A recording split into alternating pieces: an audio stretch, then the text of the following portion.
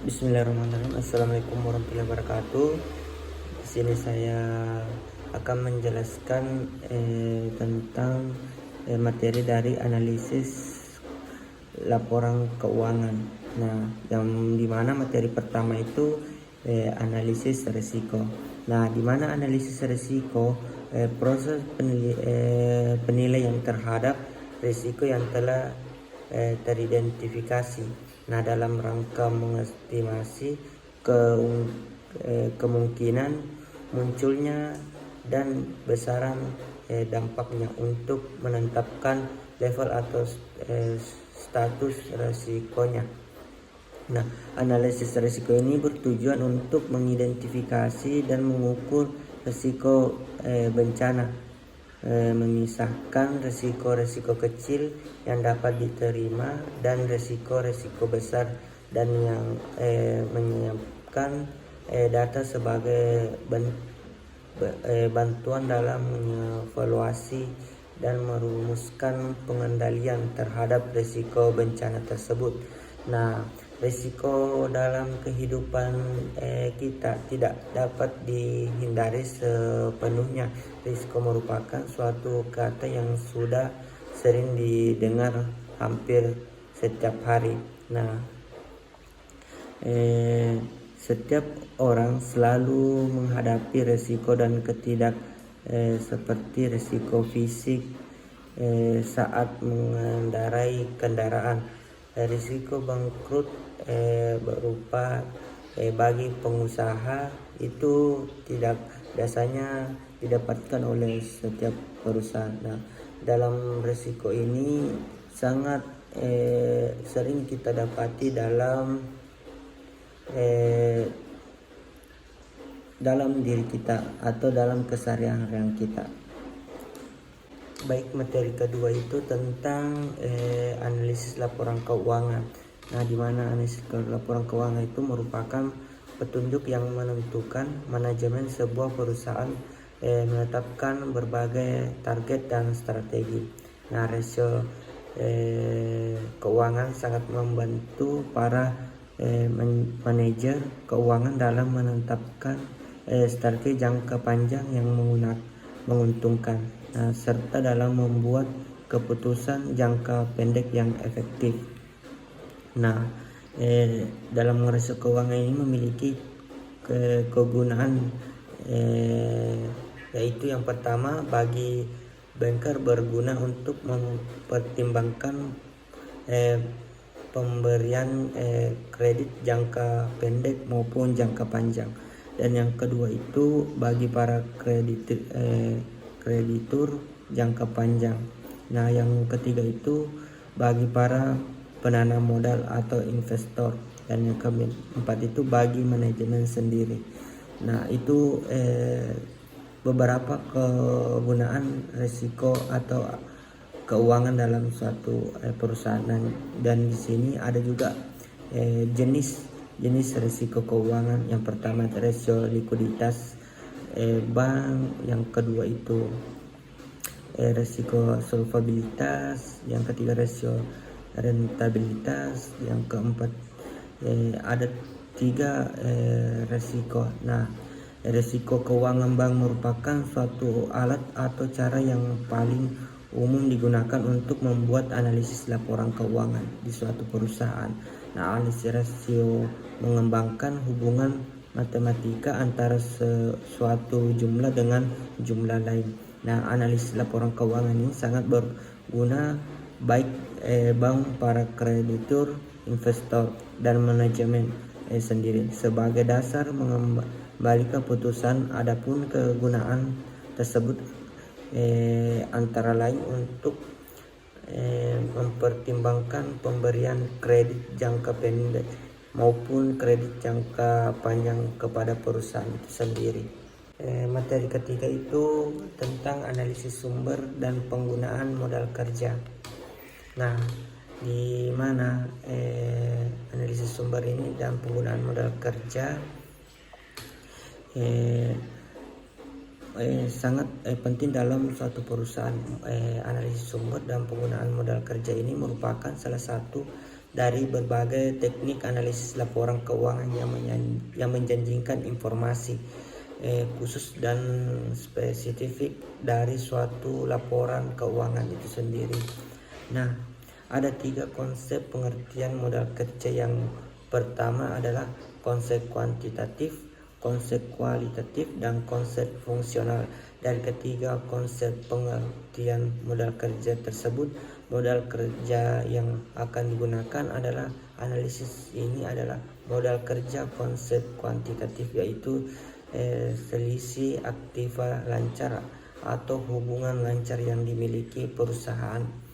Nah, dengan demikian modal kerja yang digunakan menggunakan prinsip networking kapital atau modal kerja bersih. Nah, di mana jumlah modal kerja sudah memperhitungkan kewajiban jangka pendek yang harus dibayar oleh perusahaan itu sendiri. Nah, selain itu ada 2 jenis modal kerja, yaitu modal kerja permanen dan modal kerja variabel. Nah, di mana itu sumber modal kerja sendiri dapat berasal dari hasil operasi perusahaan yang laba bersih ditambah dengan depresiasi, amortisasi, dan depresi, keuntungan penjualan surat-surat berharga,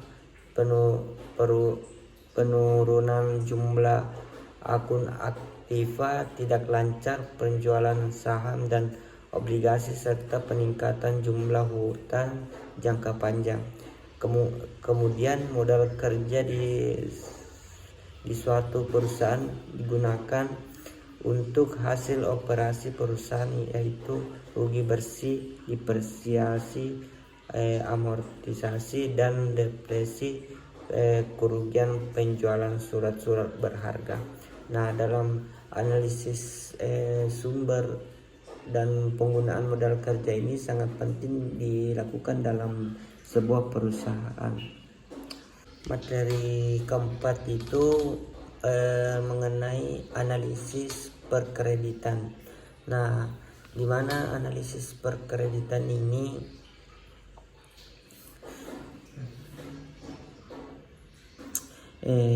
adalah penyediaan uang atau tagihan yang dapat disamakan dengan itu berdasarkan kesepakatan pinjangan meminjam. Nah, antara pihak bank dengan pihak lainnya yang mewajibkan pihak meminjam untuk melaksanakan dengan jumlah bunga sebagai imbalan. Nah, pemberian kredit adalah untuk memberikan pelayanan kepada masyarakat. Nah, pemerintah, dunia usaha ataupun perorangan. Maksud dari tujuan kredit mencakup sangat luas. Ada 2 fungsi pokok yang saling berkaitan dengan kredit adalah probabilitas dan safety. Dan di mana itu analisis kredit atau penilaian kredit adalah suatu proses yang dimaksud untuk menganalisis atau menilai suatu permohonan kredit yang diajukan oleh calon debitur kredit. Nah, sehingga dapat memberikan keyakinan kepada pihak bank bahwa proyek yang akan dibiayai dengan kredit bank cukup layak untuk diberikan. Dari penilaian terhadap aspek finansial ataupun non finansial, kiranya suatu mencakup tujuan daripada penilaian terhadap pertimbangan pemberian kredit, yaitu kita mengetahui sampai di mana kemampuan perusahaan memohon kredit untuk mengambil suatu modal dalam berusaha. Materi yang kelima itu tentang analisis laba kotor. Nah, di mana analisis laba kotor ini atau keuntungan merupakan salah satu tujuan perusahaan dalam menjelaskan aktivitasnya. Pihak manajemen selalu merencanakan pasar perolehan laba setiap periode yang ditentukan melalui target yang harus dicapai.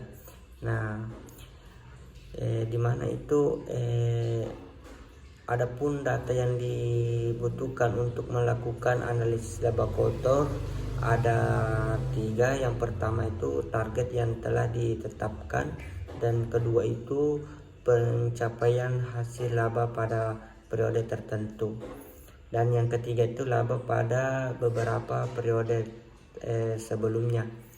Nah, di sini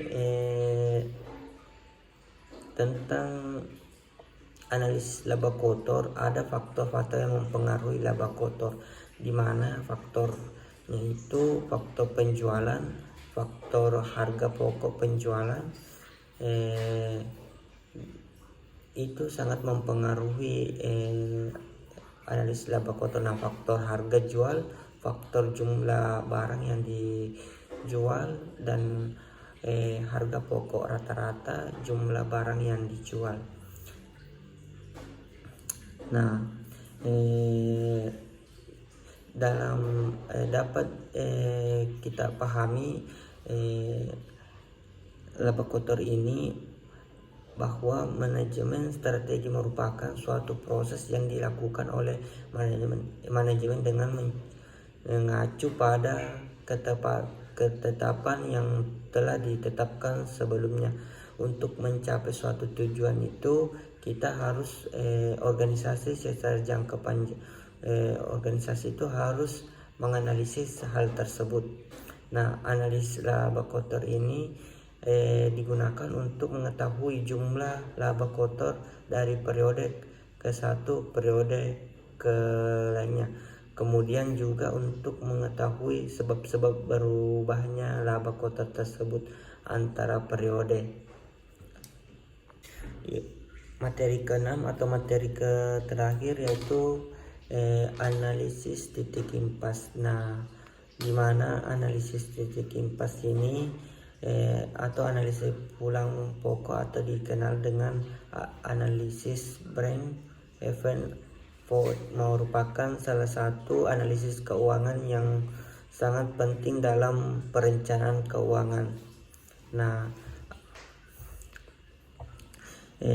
di mana analisis ini memiliki tujuan analisis titik impas, di mana itu mendesain spesifik produk, menentukan harga jual per satuan, menentukan jumlah produk atau penjualan minimal agar tidak mengetahui kerugian suatu perusahaan.